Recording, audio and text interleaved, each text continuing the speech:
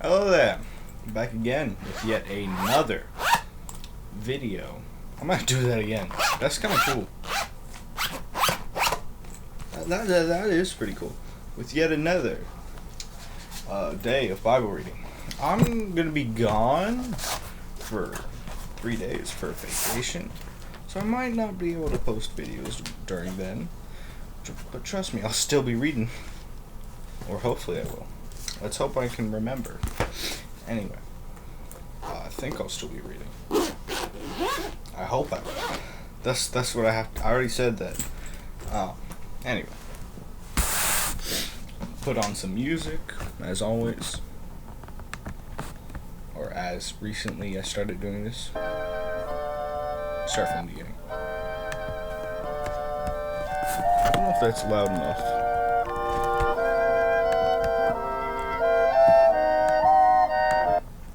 There we go. Okay. Now I think we're ready.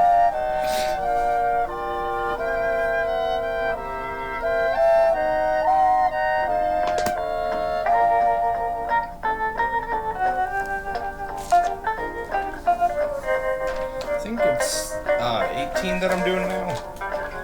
I'm going pretty far. Now that I'm actually posting every day. Maybe it is 17. I'll have to check. No, it's chapter 18, alright. I just didn't mark anything down. Even I had the pen.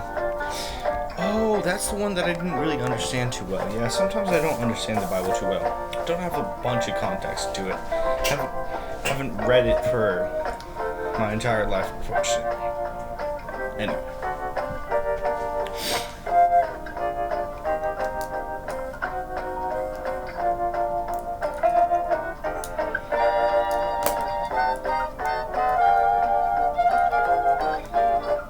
I don't know what I'm doing. I can't even really do pen tricks, so I don't know why I'm doing that. Anyway, chapter 18. I'm going to start with this. It actually has the heading, and spoiler alert, Judas betrays Jesus. That's the heading. Verse 18:1. Having said these things, Jesus left with his disciples and went across the ravine of the kingdom. There was a garden there, which he and his disciples entered. Now, Judas, who was betraying him, knew the place, because Judas had often met there with his disciples. So Judas, having obtained the Roman cohort and some officers from the high priests and the Pharisees, came there with lanterns and torches and weapons. Then Jesus, knowing all that was about to happen to him, went to them and asked, "Whom do you want?" They answered, "Jesus the Nazarene." Jesus said, "I am he." And Judas, who was betraying him, was also standing with them. Judas, tusk. Although really, if you think about it, every time you sin, or I sin, or anyone sins, you're just betraying Jesus, and not even for 30 pieces of silver. Well, I guess it could probably be for 31 pieces of silver, depending on the sin. Depending if it's greed or some other sin. But anyway.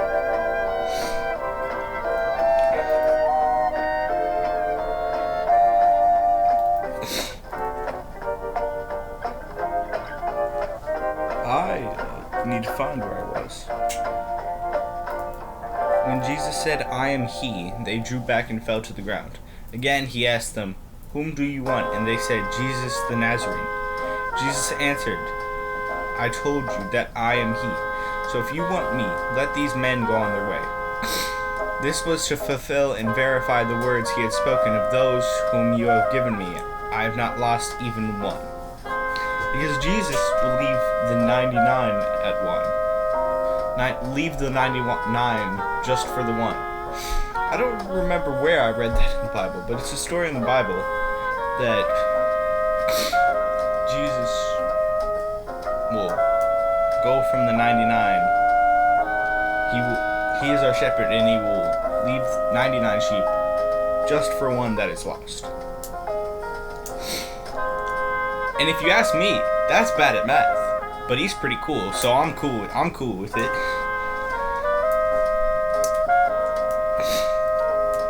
Jesus answered. Verse 10. Oh wait, I need to mark that. I definitely should. Something that can just put words to my mouth and what to say, then yeah, definitely. Then Simon Peter, who had a sword, drew it and struck the high priest's servant, cutting off his right. That's the place where it says about this. And guess what? Jesus just does this and his ear is okay. Cool, right? Then Simon Peter, who had a sword, drew it and struck the high priest's servant, cutting off his right ear.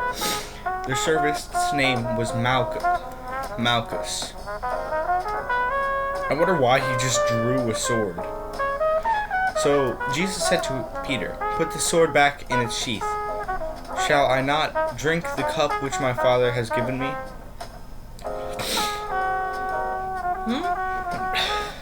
I don't understand this verse. Although there's like a comment section, so if you want to tell me what it means and give me some free money, that'd be pretty cool.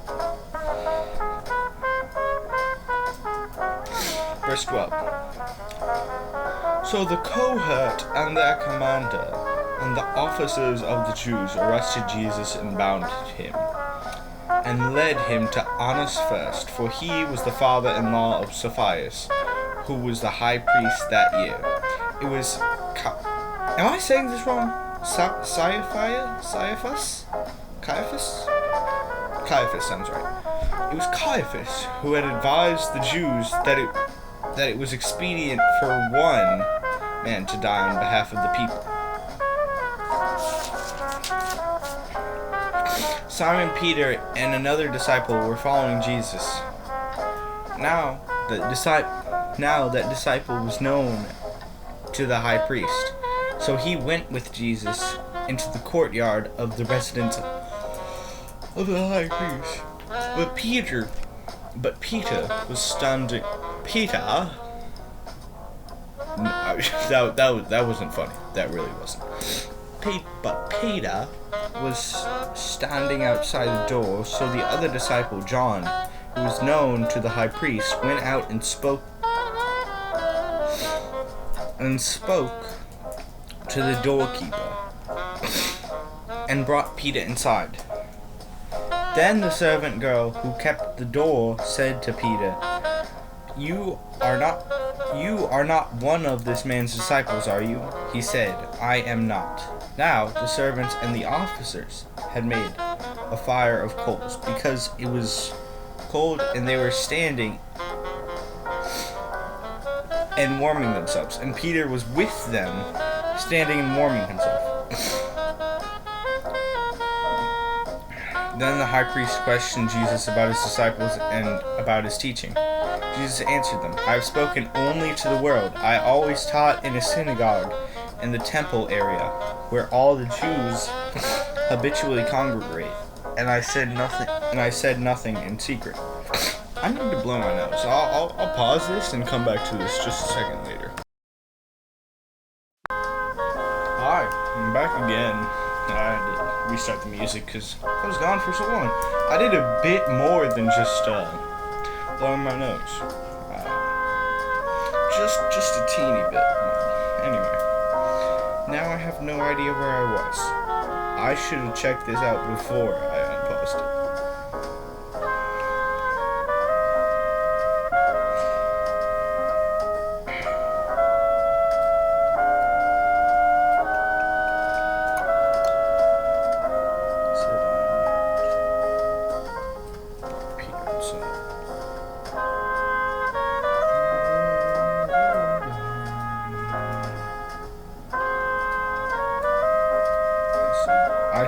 I said nothing in secret. That's where I left off. Verse 21. Why question me? Question those who have heard what I have said to him. They know what I said.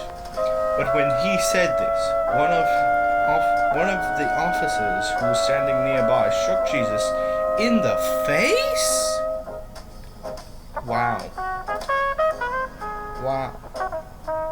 Saying, "Is that how you answer to the high priest?" Jesus replied, "If I had said anything wrong, I make a formal statement about the wrong. But if I spoke properly, why did you strike me?" So Annas sent him bound to Caiaphas, the high priest. Now, verse 25, Peter's denial of Jesus. Also, I don't remember it saying anything about how Jesus healed the high priest's ear. But anyway, verse 25. Now Simon Peter was still standing and warming himself, so they said to him, "You are not one of his disciples, are you?" He denied it and said, "I am not." Verse 26. One of the high priest's servants, a relative of the one whose ear Peter cut off, said, "Did I not see you with him in the garden?" So Peter denied it again, and immediately a rooster crowed. And it says, wait, I'm confused, because I remember there being I feel like in the last chapters earlier, it should have said that Jesus prophesied that Jesus would deny him 3 times tomorrow. I don't know if the 3 times is later, but this is a denial. Anyway, verse 28.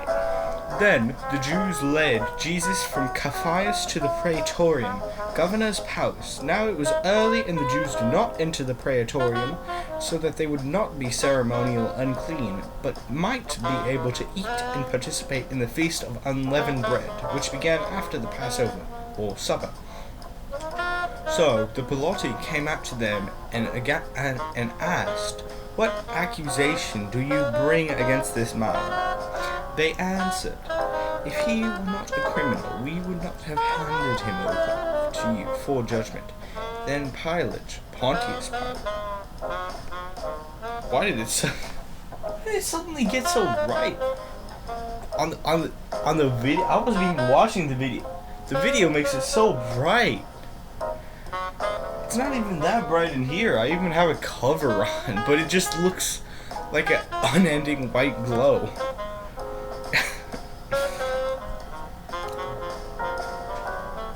Then, verse 31, by the way, then Pilate said to them, "Take him yourselves and judge him according to your own law." The Jews said, "We are not permitted to put anyone to death." This was to fulfill the word which Jesus had spoken to indicate what manner of death he was going to die. So Pilate went to the praetorium again and called Jesus and asked him, "Are you the king of the Jews?" Jesus replied, "Are you saying this on your own initiative, or did others tell you about me?" Pilate answered, "I'm not a Jew, am I? Your own people and the chief priests have handed you over to me. What have you done that is worthy of death?" Jesus replied, "My kingdom is not of this world, nor does it have its origin in this world. If my kingdom were of this world, my servants would be fighting hard to keep me from being handed over to the Jews. But as it is, my kingdom is not of this world." So Pilate said to him, "Then you are a king?" Jesus answered, You say correctly that I am a king.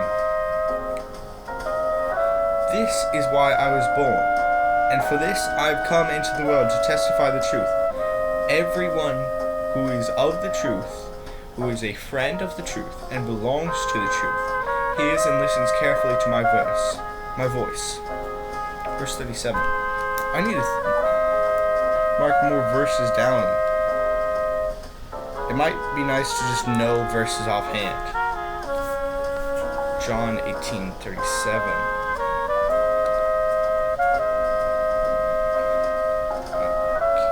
Okay.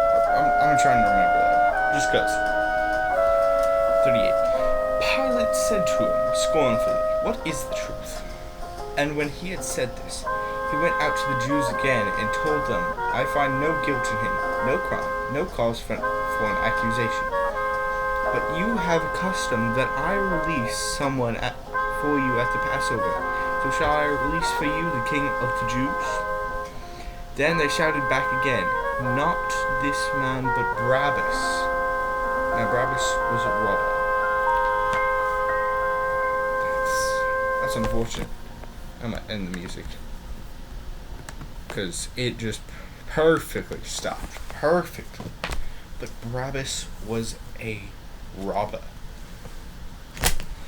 Barabbas was a robber. And yet, they wanted him to go, and not Jesus, who had done nothing wrong. He had blessed people. And yet, they thought he did blasphemy, because they thought he was not truly Jesus. And so they clearly do not know the Father. As it says earlier, anyone who has seen Jesus has seen the Father. And they didn't see the Father in them.